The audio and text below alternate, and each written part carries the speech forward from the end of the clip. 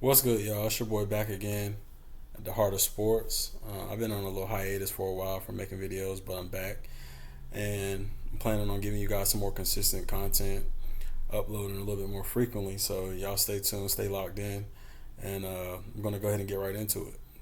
So today's topic, today's topic has been on my mind for a while, a few months now actually, um, and I feel like I just can't no longer not state my case as far as how I feel about CU and what I feel like the expectations of the fan moving forward should be. Um, and before I get into that part, I'm just going to go ahead and preface this whole thing and say that I am a CU fan. Um, I love what Coach Prime is doing. I think he's, obviously, if you've been keeping up, he's one of the most polarizing figures in sports, um, one of the most polarizing figures in college football. He's creating one of the biggest fan bases in football. He's bringing, you know, people who haven't really watched the sport or followed college football to the game. He's bringing back old fans to the game. Um, he's doing so much for the city of Boulder, for the state of Colorado that I don't really understand how people can really hate him or really just dislike what he's doing. There's so many positive and good things he's doing. With that said, I am a realistic fan. I'm a football fan first. So my fandom of Coach Prime of Colorado isn't going to supersede what I know about football, what I've been watching for the last 30 years. It's not going to my emotions or how I feel about Coach Prime Colorado isn't going to be overshadowed by my fandom, if that makes sense.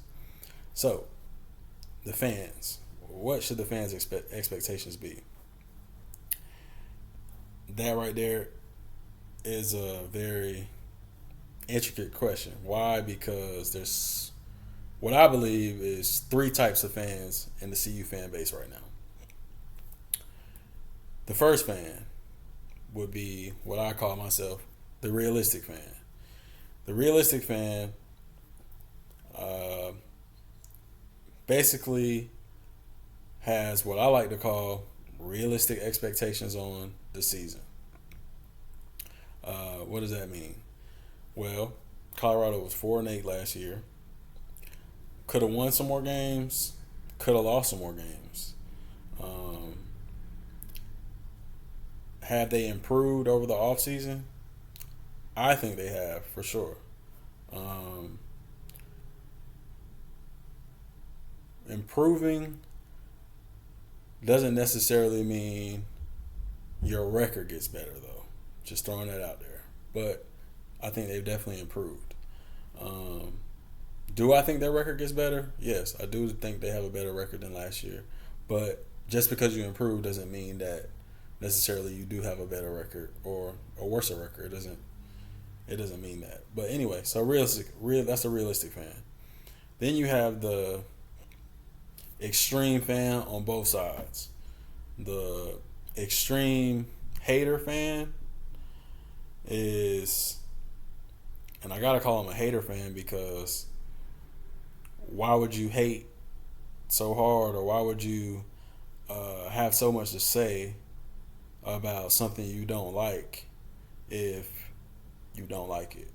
So that's the hater fan. Those are the trolls, the people who just, no matter what Coach Prime does, no matter what CU does, it'll never be enough for them. That's that fan. Then you have the extremist optimist fan. These are the fans I like to call cult members. The cult member fans are the fans that's talking 12-0, 11-1, with no real argument or basis for how they got to these conclusions. You know, I can't really have a conversation with these type of fans because you don't really know where their logic or where their reasoning is coming from, and it's mostly their argument mostly isn't coming from logic or reasoning. It's just how they feel, or may not even be how they feel. They just are an extremist. So they're just an extremist in the most optimistic way. If it's not 12-0, if you're not talking national championship, 11-1 season, then they don't like it. They're not of that truth, so to speak. But for me, it's only one truth, and that's the truth. So that's where I am with that. But those are the three type of fans that I'm talking about. But in this case, in this video, we're going to be talking about the realistic fan. The fan that is a football fan. The fan that knows the game. The fan that, and I don't mean is a super expert in the game, but at least a casual fan that watches, football pretty regularly, that actually keeps up with the sport, and not just somebody that just popped in the last 30 days or just started watching football, or just started watching sports, or it's all type of theories that I believe some of these cult members type fans, or these extremist fans, all type of situations that make them say and believe, or whatever the things that they say. So I'm not talking about those fans. I feel like those fans can't really be reasoned with. But I'm talking about the genuine, realistic fans who want to see Coach Prime do well, but also know the realities of college football. That's what I'm speaking to. So now that I preface that, I'm going to go ahead and get into what Colorado's expectations realistically should be for 2024 season. Now, what really sparked me to make this video is I was on Twitter a couple days ago, and I saw an article, or a post rather, and the post was something like this. It was just simple. Nobody really was talking about anything. It was just outlining Ohio State's roster based on the star rating. And if you follow me before or watch my previous video, I made a video about the star rating and how I feel about it. And I still hold true to what I feel about the stars. I feel like the stars are still a little overrated, or in theory, the star rating makes sense. A 5-star guy should be a slam dunk home run pick, so to speak, coming out of high school. But my whole thing with the star rating is it's just not accurate enough for me. It's too many busts. It's too many people who are overstarred, or a lot of people are understarred, really, to be honest. So it's hard to really gauge the star rating. But for the purpose of not just the video, but for the purpose of people who follow college football, and it's just a way to track, who's who. Everybody's ranked in anything. So it's a solid way to, give the rankings. So it is what it is. But according to this depth chart right here, and that's what I'm going off, just the starters. Ohio State has 10 5-stars projected to start. This is offense and defense. 9 4-stars projected to start, and 3 3-stars projected to start. Now, in comparison to CU, and I'm just going to go off of the depth chart that I believe would, or should rather, open up on day one based on who's currently in the building in CU right now. So I'm going to just briefly go over the depth chart I got. On defense, I'll start with defense first. On the edges, I got Deion Hayes and BJ Green. That's who I feel like should start on the edge. They've showed me the most in the videos that we've seen on Well Off and so on and so forth. The interior, uh, I feel like Chidozie Nwankwo and Shane Coates will be the day one starters just because I feel like they have the most experience, and I just feel like Shane Coates in particular is going to get the nod just because he's been in the system. He's already played a year in the prime, and the familiarity of him being in the program is going to get him the nod to start on day one. That's just, I don't necessarily think he should be the starter, but I can't really push back too much on why it's a bad reason for him to start on day one or week one, game one. So yeah, so you got on the D line BJ Green, Deion Hayes, Chidozie Nwankwo, and Shane Coates. At linebacker, I got Levante Bentley, Nakai Hill-Green as the starting linebackers. And then in the secondary, I got Travis and DJ at corner, Shiloh, obviously at safety, along with Cam Simmons-Craig at safety, and Preston Hodge in the slot or the nickel. So, with that being the depth chart, on CU, that would be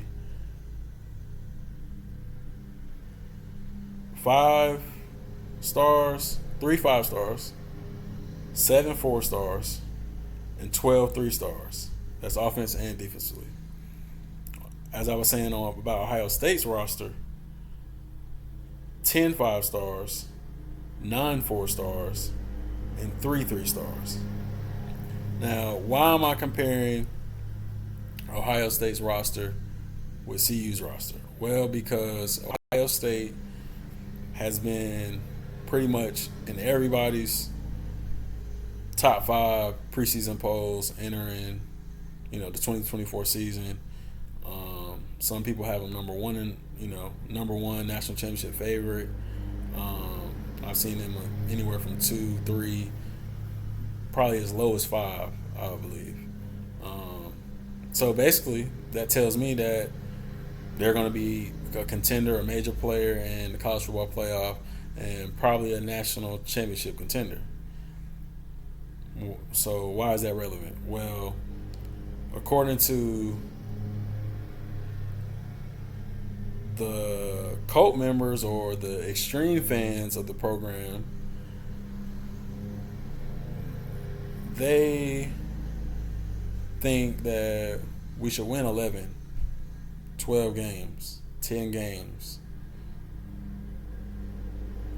If that's the case, right, then we should be in that conversation.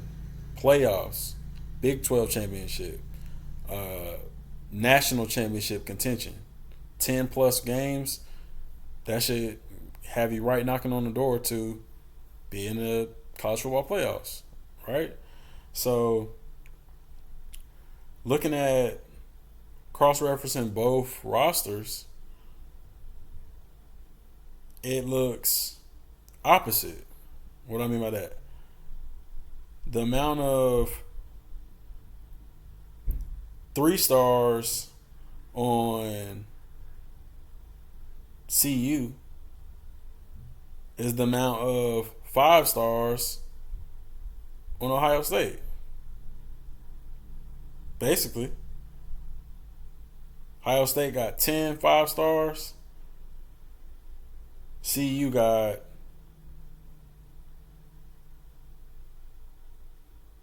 2 5-stars. 10-2. Right? Or actually, CU has 3 5-stars. Ohio State has 3 3-stars. This is starting now. 3 5-stars starting on CU.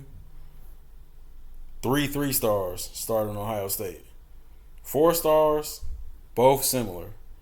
Ohio State, 9 4-stars. CU, 7 4-stars. So they're both around equivalent on the 4 stars. And then CU has 12 3 stars to Ohio State's 10 5 stars. So the rosters are essentially flipped in by star rating. The same amount of 3 stars CU got starting is the same amount of 5 stars essentially that Ohio State got started. So how can Colorado, just based on this, be on the same level of a national championship contender or, a big player in the college football playoffs? How can that be? All of the college football playoff teams are going to look similar to Ohio State, give or take. The Texases, the Bamas, the Georgias, the Ole Misses, you name them. All those teams are the teams that's going to be in the actual hunt for a college football playoff spot. And all of those rosters, I guarantee, look way more similar to Ohio State than they do to a CU. So I just find it interesting how so many people are going to say 10 games, 11 games, 12 wins when you don't have a roster. We don't have a roster right now that says that. It doesn't say, the roster right now doesn't say college football playoffs. So it's creating a extreme expectation for Coach Prime and the team, the staff, that they need to be at this level when their own roster doesn't even say that they stack up to that level. Now, you can always coach, turn a good player to a great player, or a not so good player to a average player. In theory, that can always be a possibility. But to go into a roster and just say, we're going to take a mid-level roster and get the results of a national championship contender or college football playoff contender, to me is insane. That is insane. So what should the expectation be? Well, in my opinion, I feel like I said, the team is better. It's more talent on the team. And I think they will take major strides this year. I think they'll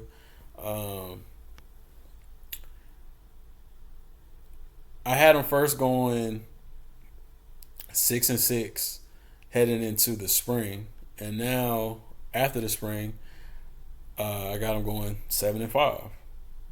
To me, that's a very good season. I don't think they won more than 6 games in the last 16 years. I think since like 2008, I don't think they had a winning season.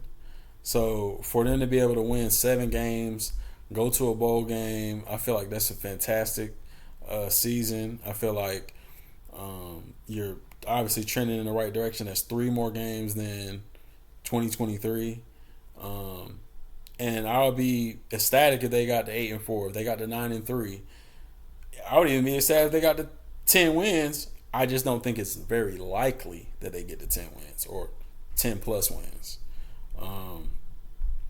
And for me, it all boils down to the talent. I've been a coach, I haven't coached football, but I've coached other sports, and it really sucks when you got to go into a game or, you're preparing for it to play a team or what have you, and you don't have the players to stack up that match up to who you're playing. You're walking in at a disadvantage. And no matter really how good of a coach you are or what you think you can do to even the odds out, it's so difficult and so hard to be able to be able to play on that level with teams that have superior talent than you on a consistent basis. You might be able to sneak a win here, sneak a win there on somebody that was better than you, but it goes back to like in the NBA, a 7-game series. In a 7-game series, the better team probably going to win. Why? Because you're playing the same team. You can't just play them one time, right? You have to beat them over a consistent amount of times. 4 out of 7. Now in football it's a little different. You're only going to play each team one time. But even still, it's still hard in even college football to beat a team that's better than you. And college football is one of the sports or institutions where there's not really much parity, especially at the top. At the very top of college football, all the top teams, the Texas, the Georgias, the Bamas, the etceteras, they all, and it's I said all because these are the teams I'm talking about, but it's not very many of these teams. It's probably 12 to 15 teams in this bracket I'm talking about that just have superior talent than the rest of the nation, hands down. And I don't like to go off the roster or the star ratings, but they do matter to a point where if I'm Alabama or if I'm Miami and I got 3 5-stars in one position to your 1 5-star, well, I can afford for 2 of those 5-stars to not be very good, but one of them might actually be a real 5-star. And now I have an advantage over you because you only got one. And if he misses, well, now I've won that position. I've won that, I've won that slot on the field over you in talent. So that's just how I feel about it, man. And like I said, I expect a big season. I expect an exciting season. I feel like CU is by far the most interesting team in college football right now. Not the best team, but most interesting team, which is important. I hate that people like to say clicks and likes and all that kind of stuff, but I mean, I don't really understand what's the problem with that. I guess people want to see if you're going to do all that, people want to see the wins, but to me that's just hate, man. Like, I've always said this since last year, that Coach Prime, as long as he stays at Colorado, they're going to get better and better each year, hands down. Like, irregardless to if he's good really or not, just because he does hold a certain name weight, name value to his program, and it's going to eventually show. If you can just look back on their roster when he first got there, obviously he cleaned house, but each year, each cycle, especially with the way the transfer portal is now, is so fluid, and you essentially got 2 portals every single year. He's been able to turn the roster over thus far, night and day. But as 2025 comes and 2026 comes, if Coach Prime is still the head coach of, and I believe he will be for at least for the remainder of this contract, he's going to get more high school guys, elite transfers, all that. He's going to have them coming in. So the trajectory of the team is up. You know what I mean? It's always going to be on the up and up. But for the 2024 season, I personally just want the realistic, actual fans to, have a more grounded expectation. College football is one of the unique sports where fan bases, you're going to have some of the craziest fan bases in the world. They're going to cap for their team. They're going to, big up their team, whatever the case may be. But I just feel like it's a little overzealous at this point based on where the team currently is. And I know the expectations are high just because Prime himself. He said he wants to win. He's got Shador there for his last season. He wants to go out, him, Travis, to go out on a bang, et cetera, et cetera. So the hype is there. Everything's set up for them to have a great season, and I think they will. I just don't think, the 10, 11, 12 plus wins this season is going to, play out that way, for lack of a better word. So I don't know, man. That's just my spill on it. Let me know what you guys think about it. What records do y'all have them going? Are they going 10 games, 9 games? And what I have learned too, though, is I do a lot of betting, in my spare time. So I've seen people hit on the most least likely things, and I've seen the most likely things not happen. So it really can go either way. And I'm not saying there's no possible way they could win 10 plus games. That's not what I'm saying. I just don't think it's likely. So there you have it, man. But let me know what you guys think. Comment down below. How many wins is Colorado going to get this year? What should the expectations be? And I'll see y'all in the next video.